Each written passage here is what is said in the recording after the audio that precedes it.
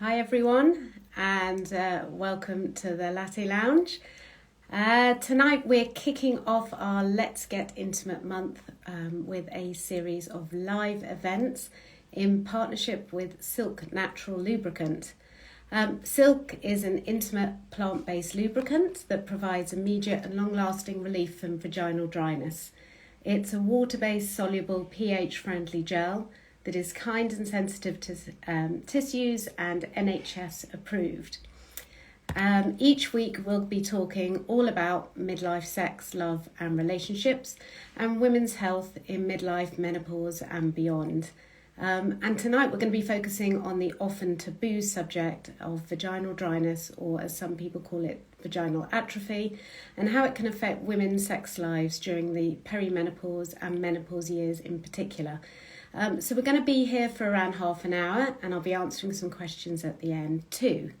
So I'm just going to let our guest in today, and we are going to be talking to Dr Nighat Arif. Hi Nighat. Oh, hello. Oh, maybe I've got the camera the wrong way. Hang on. You're on the side. You're on the side. Should be That's like better. this. Hello, hang on, bear with me, hang on. That's fine. We'll just say hello to a few people while we're waiting. It's always the way, isn't it? You can never know which angle to put your camera at. How are you, darling? Good, I'm fine. We're live in the Latte Lounge Instagram group, and I've just done a little introduction about what's coming up this month before we kick off with our chat tonight. Fantastic. Yeah. Can you hear me?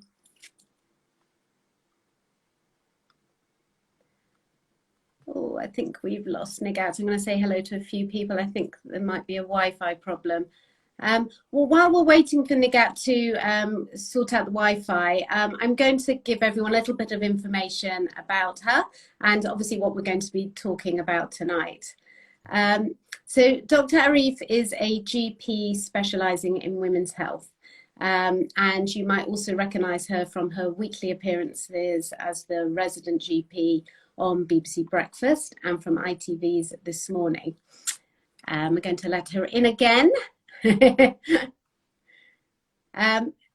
Anyway, Dr. Arif is passionate about women's health, especially the taboo subjects, and she wants to particularly open up these conversations in ethnic minority communities. By way of example, I was really impressed to see that Dr. Arif had translated a leaflet written by Jane Lewis. Jane's the author of, I'm going to show you, Me and My Menopausal Vagina, and she translated it into Urdu. Dr. Arif is also a superstar on TikTok too, bringing much needed evidence-based awareness to all things women's health to a much broader audience. As women start to enter perimenopause and menopause years, our hormones level, in particular estrogen, start to decrease quite rapidly. And they can bring with it a whole host of unwanted symptoms, including vaginal dryness, also known as vaginal atrophy. And this can make sex and smear tests particularly painful. So Nighat, I wanted tonight to obviously talk to you about all of the symptoms, the treatment options, and the tips for relieving symptoms so that, you know, women can enjoy a better midlife. So first, thank you for joining me, first of all. Well, thank you so much for asking me. This is so kind of you, so sweet. And you're absolutely right. This is such a taboo subject. So many people feel embarrassed talking about it. And what a good time to discuss it when it's February, because Valentine is just around the corner.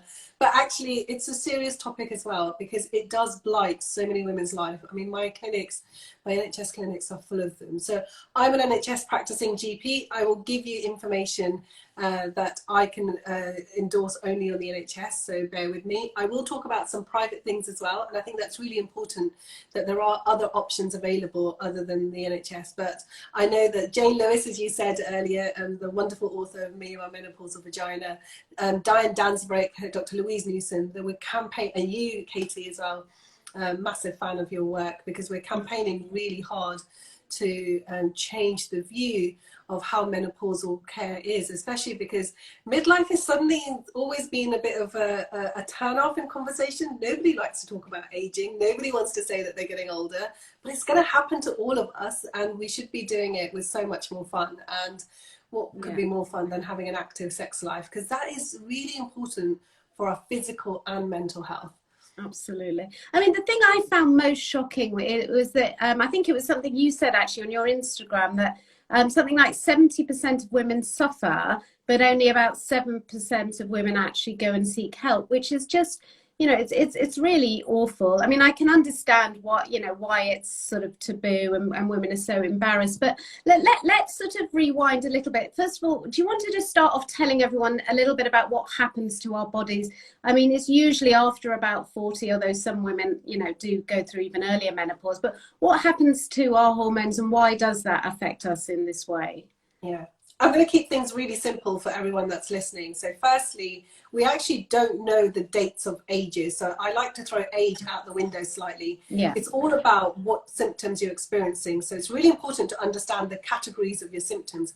Menopausal symptoms, so that's hot flushes, night sweats, memory fog, irritability, vaginal dryness, painful sex, finding that you're having issues going to the toilet, so urinary problems, finding that skin's slightly more dry, itchy eyes, aches and pains, joints. So a lot of my Pakistani women will come and say to me, everything hurts, this all over body pain that suddenly started in my 40s.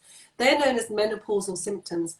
Now they can occur, actually, we think at any stage in your life, because we know that there's something called perimenopause. So perimenopause can happen even when you're having your periods. And you can have these menopausal symptoms because there's the hormones, two hormones significantly that we've done research on. One is estrogen and the other one is progesterone. So estrogen is a hormone that covers almost every blood vessels and cell around our body. We have the most amount around our boobs and we have it around our genital area, so our vulva and our vagina. And so when that starts to dip, those hormones start affecting us physically and psychologically. Menopause is 1 year without a period. And we think roughly that's about 52, that's the average age in this country. However, the data hasn't been done enough, like ethnic minority women haven't been studied. And then post-menopause is 1 year and 1 day. And that is literally the importance of those symptoms, of those definitions. So if you go to a doctor or a GP who hasn't done women's health, who probably doesn't know a lot about menopause, because I'll let you into a little bit of a secret. Actually, it's not so much of a secret anymore. Unfortunately, women's health isn't mandatory part of general practice training. So like, if you're somebody like me, you have to go away and learn about it. And so if you say to a doctor, well, I'm getting hot flushes and I'm getting night sweats, and actually it's really painful to have sex as well, and I'm having my period, you are by definition perimenopausal. But don't be turned off if he says, well, that's not the menopause, because it still can be.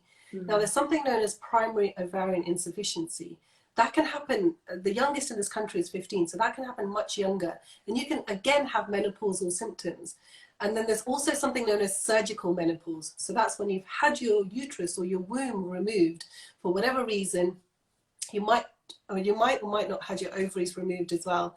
And then by definition, because we've done surgery on you, we've pushed you into that surgical menopause. Again, that dip in those two hormones is going to affect you. So like I said, it affects you physically, but the psychological symptoms are just as important. So your sleep might be affected, your confidence, your self-esteem. You feel irritable. 1 minute you want to strangle your partner, the other minute you're absolutely calm. But it also has effect on you physically, and particularly we know that it happens around the vulva, the vagina area. And when you're getting dips in estrogen, what happens is that you end up getting the cells that line the vulva, so that's your lips around that area, they actually start to shrink, because we need that moisture that is there, and we need to be having those cells replenished with that lovely hormone, which is estrogen. We need that down there in order to keep that sort of lovely vaginal flora completely healthy, because we have good bacteria and bad bacteria. Our anatomy as women, unfortunately, is somebody put it that we've got the sewage work right next to the waterworks. That's not a good thing to have, which means that as women, we are prone to getting urinary tract infections.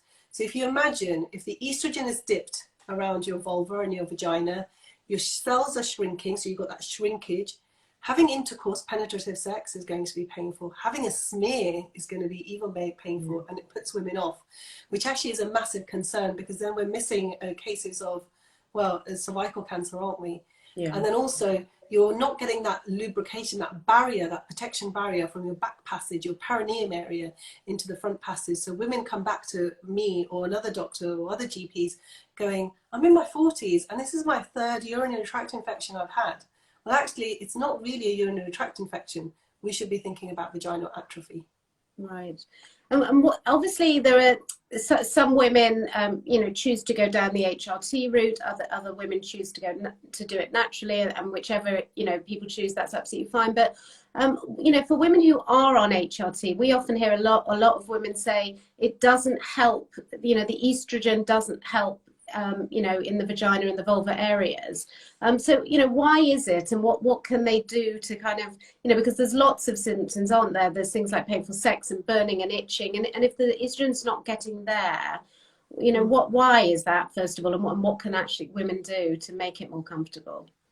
Firstly, this is a really common question, and my simple answer is we just haven't found the right combination for you. It's okay, we'll try different combinations.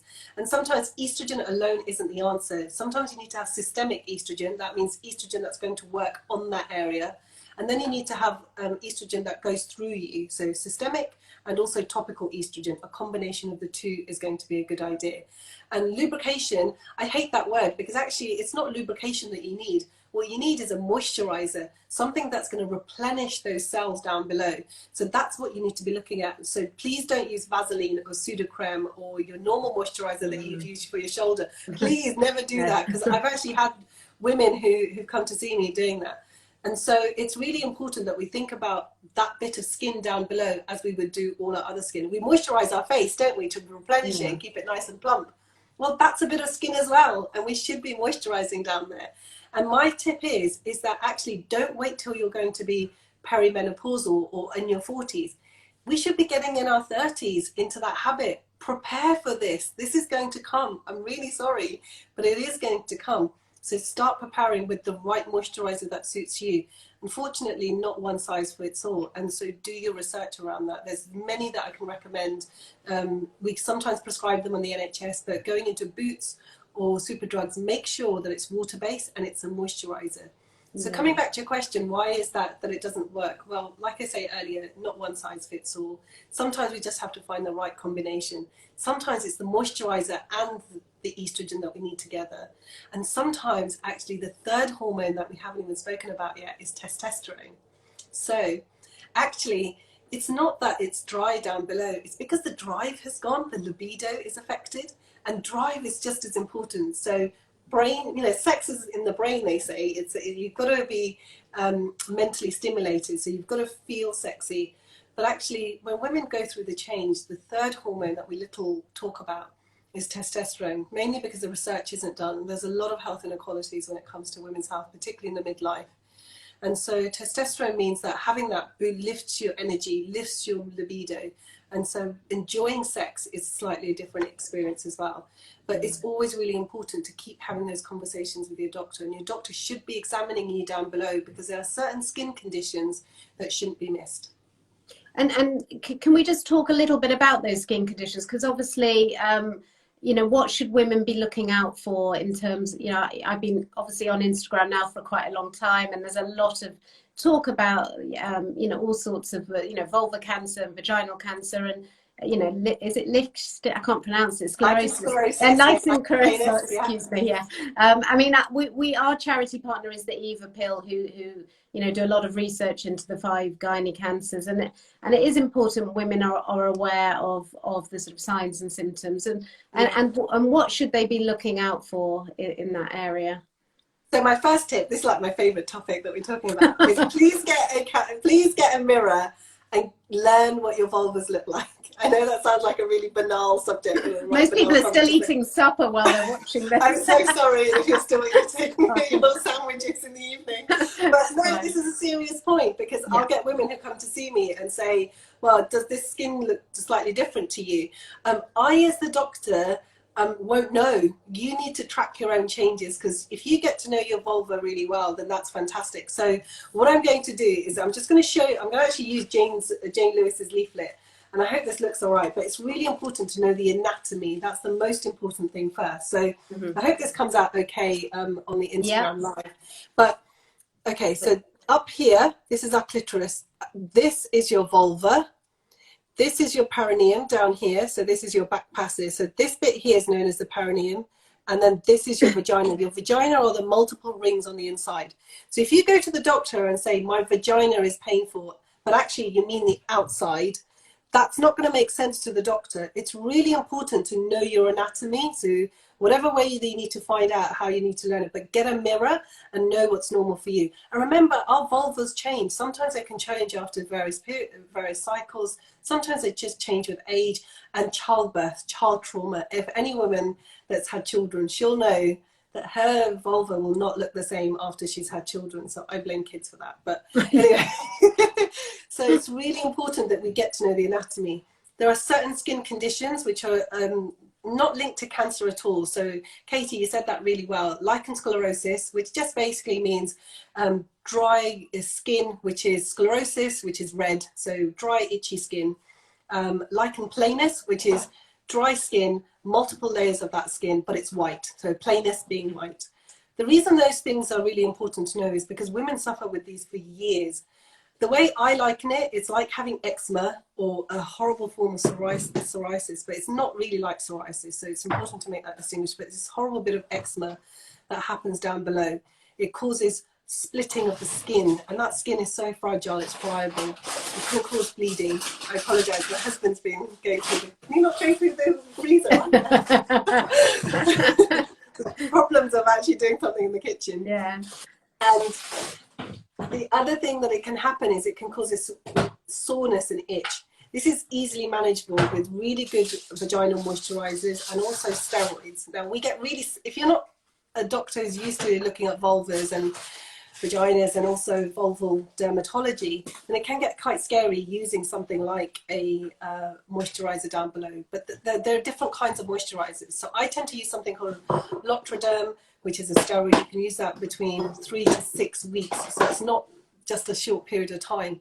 And you use it once or twice a day. I review my ladies every 2 weeks just to have a look. But that soreness comes really down because that steroid allows the hydration of the skin. The reason it's really important to know about lichen sclerosis or lichen planus, particularly with lichen planus, that white patch, is that there's a 5% chance that that can change into squamous cell carcinoma. I know it's 5%, but it's a small percent, but it can do. So it's really important that actually what we do is that we keep an eye on that. And the only way we're going to be able to keep an eye on those lichen planus cell changes is going to be you as a woman, because you're going to examine yourself. Yeah. If we find the changes are happening quickly, we can send you for a biopsy and get you treated. Unfortunately, vulval cancer, although it's a rare cancer, it's one of the 5 gynecological cancers out there. And that means if we miss that vulval cancer and if we find it at stage 3 or stage 4, then you are going to end up having lots of problems. And it's A, an embarrassing cancer for the woman, and B, we're going to have to treat it in far more complicated ways had we caught it early. The other thing that was really helpful, but the other thing a lot of women are worried about is, and it's so important that they don't miss them, is going for smear tests. We get a lot of women who come to our Facebook group in particular who are so worried about a smear test being painful that they'd rather just avoid it and not go at all. And even during now women are just trying to avoid hospitals and sort of all sorts of things like this at the moment. And but I assume they can use and take lubricants with them, and they can ask for lubricants to help. Because it's not just sex, it's painful. Exactly. No. Yeah. So this is why it's so important, like I said, that even before the problem arises, start using a vaginal moisturizer. So in your 30s, I'm 36 and I use one every couple of days just to make sure, because like you say, it's skin, you should be moisturizing this just as you do down below. So it's really important that you do that. And then yes, absolutely fine. If you want to take your own, always talk it through with your nurse. Let them know that this is something that you're suffering from. And it's really important not to put up with it and then go to your GP, because if we know that you're having difficulty having smears, well, we could be potentially missing cervical cancer, which is again one of the 5 gynecological cancers. Yeah. And that's a preventable disease. We should not be missing that at all. And if it's as simple as we can give you some estrogen gel, and then we can also give you a good lubricant or a moisturizer to help settle your symptoms, well, that's a win-win. And the most important thing about estrogen topically, so people really worry, and even some doctors, if they don't know about estrogen topically, there's so many on the market, but they worry about how long can I use it? Is it the same estrogen that you would have for HRT? Is there cancer? Well, let me put you reassured on that. Firstly, it's not the same as taking systemic HRT, so the tablet HRT that you would take for your menopausal symptoms. It's only ever going to infiltrate the last layers of, you know, the vulva. It's just simply around that area. So you do not need to use progesterone to protect the lining of the womb. So to any doctors who might be listening to this, please, if you're just using topical estrogen and nothing else, you do not need to use progesterone as well. And you can use it for life. You know, you don't have to come off this. Yeah. And lastly, I've got a few questions, but before I ask you them, let's just talk a little bit more about the taboo. You know, why are there so many, there's so many in the religious communities, you know, I'm very aware of that it's so taboo, and that it is, you know, I know it's fantastic that you're trying to break down these barriers. I think it's amazing you're on TikTok as well, because you're because you're addressing a younger, you know, generation, a younger audience who are going to grow up now knowing this is normal. So I applaud you for doing that. But you know, what can we do about this, the you know, the other sort of communities which are, you know, especially a lot of the religious communities? Yeah. Yeah, so firstly, I want to say faith has nothing to do with it. It's actually cultural more than anything. Yes, faith and culture can sometimes go hand in hand, but no faith says that you shouldn't be getting medical help when you need to get medical help and supporting women. Actually, it's our cultural beliefs around it. So I come from a very conservative, obviously very Muslim upbringing, and a lot of things when it comes to even talking about breast cancer, even talking about periods, we have something that is meant to be under the veil. So this isn't something that's meant to be seen, because shame is attached to it. Anything, even if it's like a broken leg, say for example, and you attach shame to that, no one's going to talk about a broken leg. And this is why when it comes to women's health gynecologically, it's always been, oh, it's a woman's problem, childbirth is a woman's issue. And then B, it's seen as, well, this is embarrassing, we need to take the embarrassment out of it. And C, actually, women have always been seen as just for childbearing, and that's about it. That's their only role in life. And we know that that's utter rubbish, and we need to get away from that concept completely. And that needs to transcend all cultures, because I, as a Pakistani working woman with 3 children, when I'm in my 50s and 60s, I hope I'm having an active sexual life. I hope I'm still having a productive career, and I hope that my children are enjoying me, because I've done the children. I've put up with all the bureaucracy of working in the NHS. I've put up with the rubbish of being a woman who's gone on maternity leave for 3 times, and I've put up with all the sexism, unfortunately, that a lot of industries suffer. And now the other side of it, and how rubbish is that, to sit there and go, do you know what, my biology yet again has kicked me in the, you know, completely put you back again. And that is so unfair. We have to change it. I just feel passionately that that is so unfair. We have to change that. So how do we change that? Well, actually, we've got to try and get into the younger groups. We've got to tell girls, and this is why Diane Dansbeck and her campaign is fantastic. We've got to get young girls and boys to be aware that this is coming, but not to fear it. Don't be scared of it. What we need to be doing is actually saying to people, prepare for this. This is something you can prepare for. Be empowered by it. Know that this is coming. So start using lubricants early. Start having that difficult conversation. And in my culture particularly, I found that a lot of the younger audience, a lot of South Asian women, or the Asian population that I was trying to cater for, particularly with my women's health, to break those taboos and those stigmas, actually they do sit on TikTok, because that is the millennial generation are far more open-minded than my elders are going to be. I mean, I'm loathed by my elders. The younger guys don't really understand me, because their mothers try and keep them away from me. No, that's not true. But it's this group in the middle, sort of your 15, 16-year-olds who are looking at mum having a severe hot flush, and she's just miserable all the time, to, you know, my 40-year-olds, that Generation X, or those millennials. They're the ones that I'm trying to empower, because For me, I know that I've got 10 minutes on the NHS. I need a woman empowered who knows her anatomy, who knows what she wants, so I can say, yes, in 10 minutes, babe, this is what we're going to do. Yeah. Look, it's amazing what you're doing, and we must say we're going to be talking next week a lot more about sex. But I just want to say before we go on to the questions, you know, sex is actually good for you. It's healthy and it's important. And I think, you know, when if women are uncomfortable and they're in pain, they're not going to want to do it, and then that has that knock-on effect on relationships. And the men feel like there's something wrong with them as well. So, you know, it's good for us. Can I just touch upon that? That you've raised such an important point, because midlife libido, we talk about it a lot, and it's a hot topic that we're discussing. And not just amongst GPs, but I'm hearing a lot of group of women around me, you know, in their 40s and 50s talking about it. But firstly, erectile dysfunction happens to men. It's really common. There's a psychological impact. We need to be having those difficult conversations with our partners as well. It's not because the chemistry is gone or your partner doesn't find you attractive at all. Men go through a similar thing. So whenever I get couples who are having sexual dysfunction, I say to them, go together to the GP, book a double appointment if need be. I know there's a pandemic going on, but try and go together if possible. And secondly, with men, we need to be not missing underlying health conditions, because men around the age of 40 or 50 end up getting chronic diseases like diabetes, high blood pressure, high cholesterol, and prostate problems. But they're the group of people that tend not to come. Men's health is equally as lacking in the NHS. So do never feel that you guys are alone, and never feel that you're the only couple going through this. So I just wanted to make that point, because men do feel slightly left out when we talk about libido. Absolutely. Look, I'm going to go on to some questions. So excuse me if I'm looking over you, but the questions are behind me on my screen. That's okay. And they're all anonymous, because they've been sent to us via our Facebook group, and obviously they're quite personal. So the first one says, I had a full hysterectomy 2 years ago. The cervix was removed too.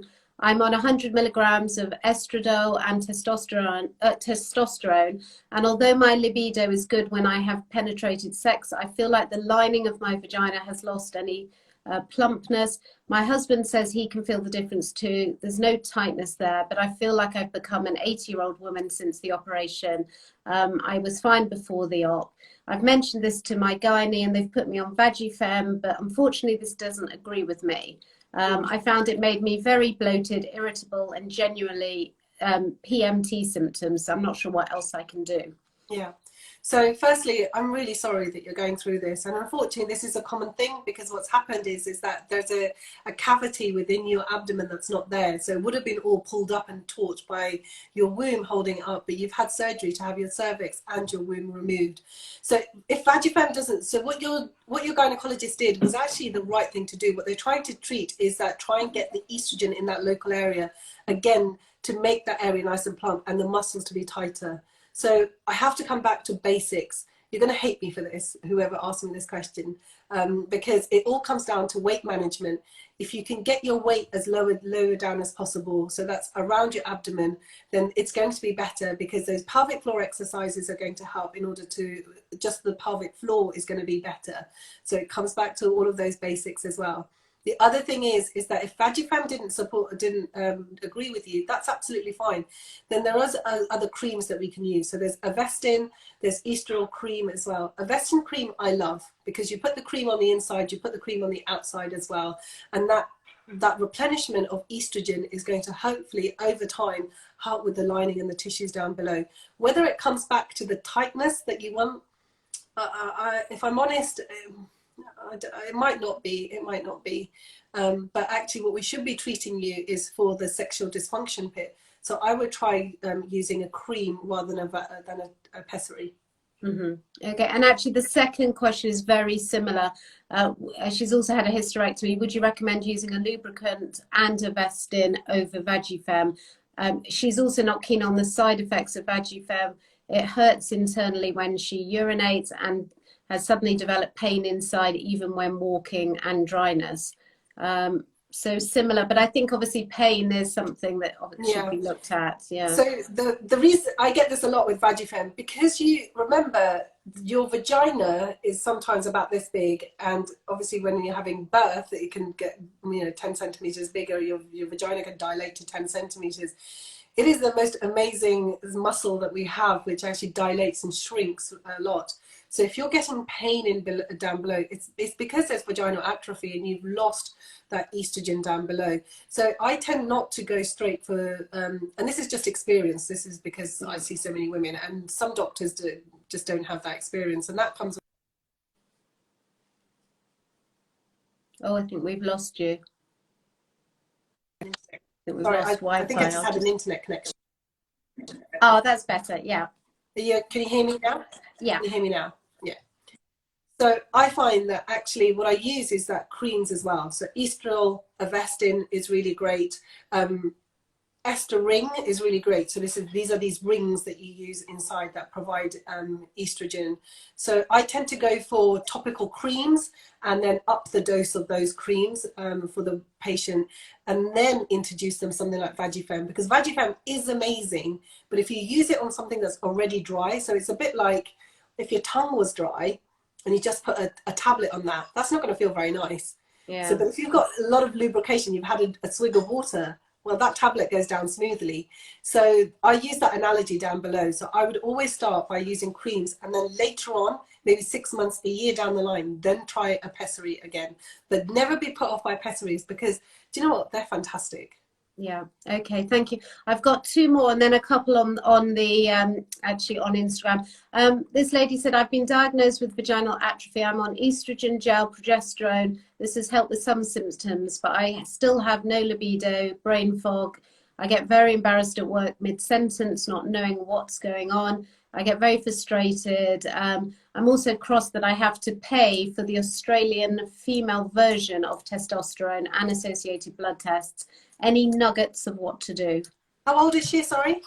She doesn't say, but I think, she's definitely past 45, because I spoke to her and said, you don't need blood tests, over the age of 45, your symptoms. Good. Yeah. I'm so glad you said that. So please, women who are listening to this, and doctors, if you are listening to this as well, women, the NICE guidance from 2019 is absolutely clear. Women over the age of 45,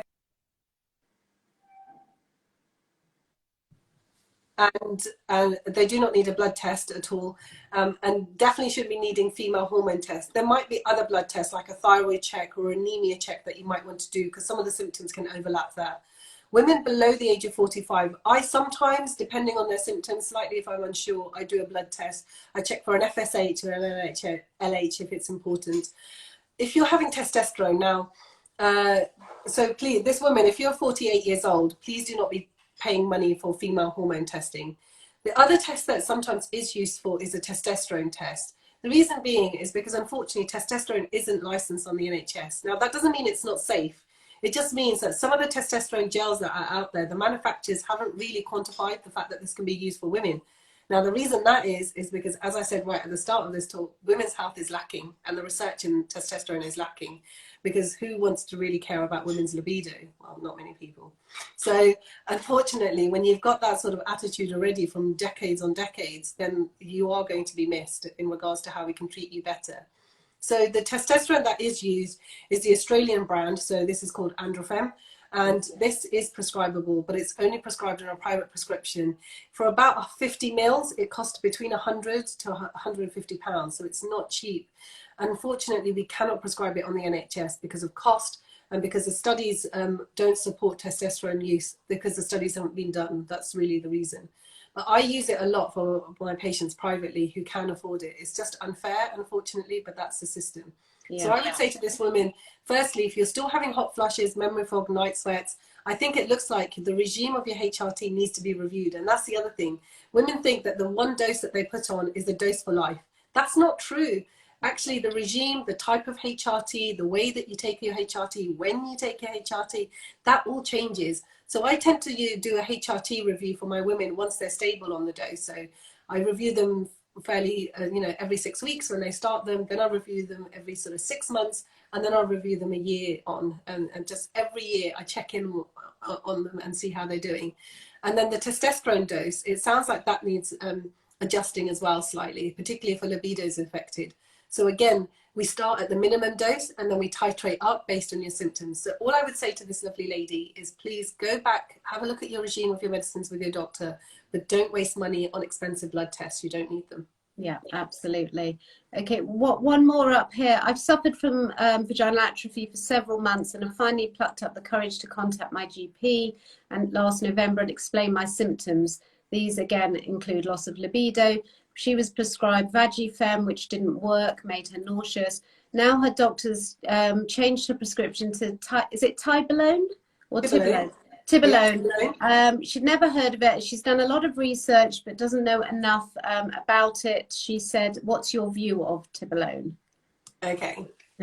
I have to be very careful about Tibolone. Yes, yeah, okay. So Tibolone, the brand name is Livial or Lival, depending on how you pronounce it.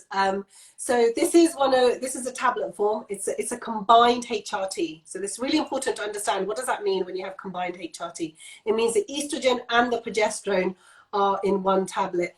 This is what we would call the traditional man-made HRT. It's got a little bit of androgen in it as well, and so this is a bit of the male hormone, and it's meant to mimic your female hormones quite closely. So this is why this was really a no-brainer for a lot of doctors, because it's fantastic. You just take the one pill, it looks after your estrogen and your progesterone cover, and Bob's your uncle, you're on your way. I think it's fun. I do use it. So that's the first thing. I'll hold my hand up. It's on the NHS. It's on the formulary. I prescribe it. I've now moved far more towards what are known as body identical or bioidentical hormones. So these are natural, far more natural hormones. So for example, something like estrogen gel, or some sort of a patch, or I use something called Progesterone, which is bioidentical hormones. So they're made out of root vegetables called yams. These are prescribable on the NHS. So I need to say this really carefully, because a lot of doctors don't realize that you can prescribe this on the NHS. You do not need to see a private doctor. So what do they look like? Well, this is what it looks like. Look, I carry it around with me. So this is your Gel, and what you do is the gel just comes onto your hand. So this is estrogen on its own.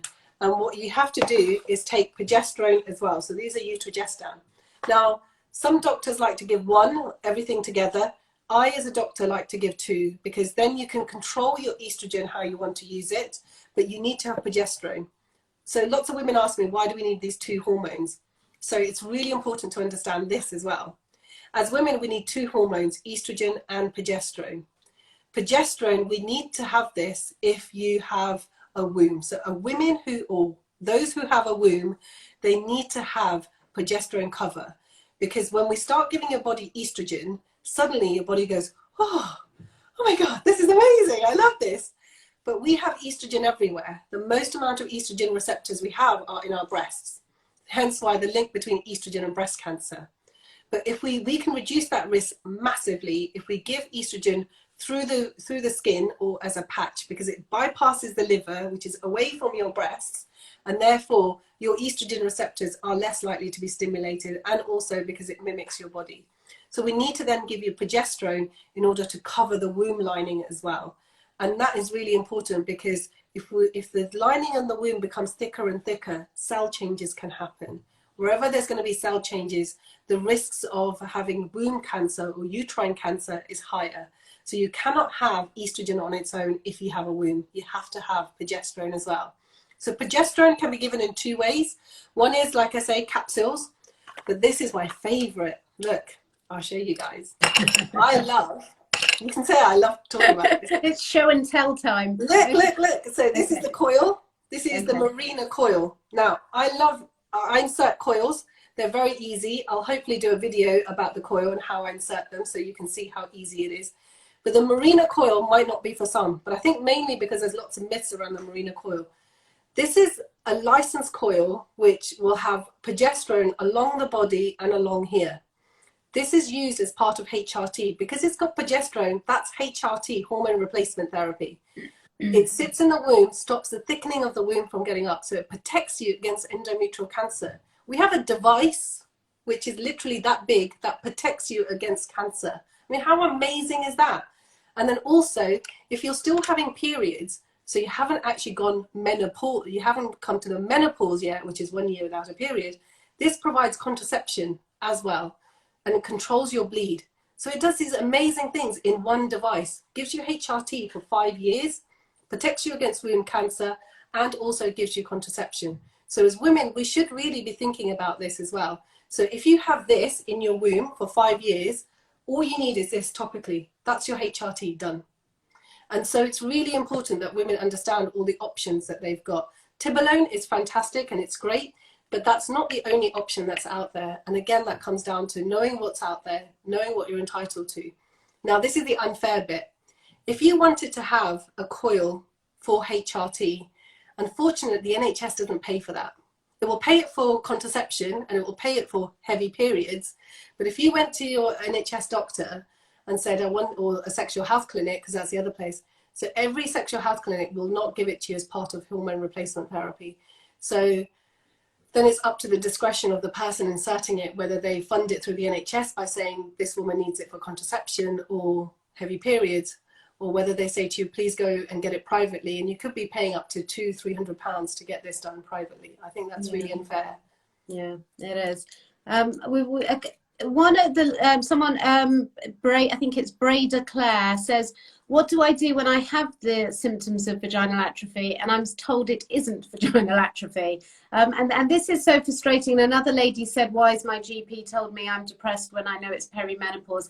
And this actually comes back to my own story and why I started the Latte Lounge and why Jane does what she does and Diane does what she does. It's you know, us women have had to kind of educate ourselves once we knew what was wrong to help other women, because sadly, as you've said at the beginning, you know, GPs don't have this mandatory training, and they're missing these signs and they're not informed themselves. So that's why people end up, you know, coming to me who's not medically trained in the middle of the night saying, you know, who can I talk to? So, you know, this lady obviously does have vaginal atrophy. Her GP's, you know, telling her she doesn't. Does she change GP or does she just demand, you know, that she knows? The thing is that I would as a patient say to the doctor, why are you telling me that it's not? Give me the reasons, okay? And because these are my symptoms. And if he says, what are your symptoms? Well, I've got a leaflet for that, and you can download this leaflet for free. I'm sure you've got it on your... Yeah, we've got on our we've got a menopause resources area which has a symptom check. Yeah, tap into that, and please take that and say to the doctor, why is it that you think I don't have vaginal atrophy? Secondly, unfortunately for some women, and I see this a lot, you have to go by symptoms. You can't just look at the thing, because how do you as a doctor, if you don't see vulvas that often, how do you know it's actually atrophy? It's all based on the symptoms. So I would definitely keep a symptom diary. I would try and see a doctor with a women's specialism, or somebody like myself who does do women's health and menopausal care as well. And perseverance. I know it's annoying and it's frustrating, but unfortunately, when it comes to women's health, and even sometimes women's health, I know some of my colleagues who have done women's health actually have very little interest in the menopause. The reason being is because, well, I think historically it's always been seen as like a turn off, and it's been seen as something that is, well, it's a natural process and you're going to go through it, why make a fuss? And I think that's absolute utter rubbish. And I've had this from health professionals, not just patients and women saying that to me, or men saying this to me. I've actually genuinely had a conversation with a health professional not many weeks ago saying, why do you always bang on about the menopause? And I was like, oh, I mean, not nice, Dr. Arif. And the thing is, yeah, I was going to say, the thing is, we never, first of all, we always, you know, we didn't live this long. We, you know, our lives was, you know, we're over by the time we were 54, just as you were hitting menopause. But women are living longer now, we're working longer now. And the symptoms are, you know, affecting so many women. I mean, I left 3 jobs. Everyone, you know, you speak to on the group, they say either they left a job or they felt so unconfident, you know, that they were embarrassed, so they, you know, reduced their hours. And I mean, and that's why we bang on about it, because we just want to feel good to get on with life. Isn't that just, firstly, it was a male colleague that said that to me. And secondly, isn't this just a reflection of the fact that women have just been seen for one role, which is childbearing? Yeah. And in my language, in Urdu, The actual word for menopause is banji, which is translated as barren. Literally, that is a direct translation, and that's how awful it is.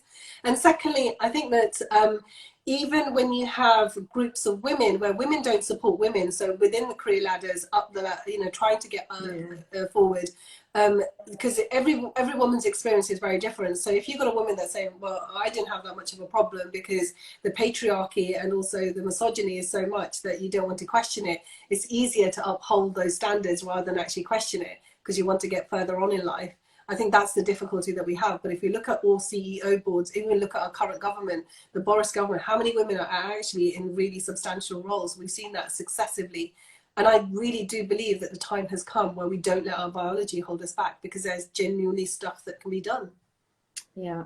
Have you got time for a few more? I'm just going to have a quick look through. Can you use Sylk on your vulva? I mean, yes, yes. You can. Please do. Yeah. Start in your 30s. Yeah, start early. So I'm just going to quickly read this. I think we've covered this one, but someone said, Fraulein, when is the best time in your cycle to have a blood test to detect perimenopause? Doctor has sent me for one and requires results to even consider HRT, and yet I've got various symptoms including vaginal atrophy. So age is the factor. It's got nothing to do with your cycle. If you're above 45, please do not have those blood tests. It's a waste of money, waste of NHS money, unless they want to do a thyroid or an anemia check, then that's different. Below the age of 45, then you need to have a blood test.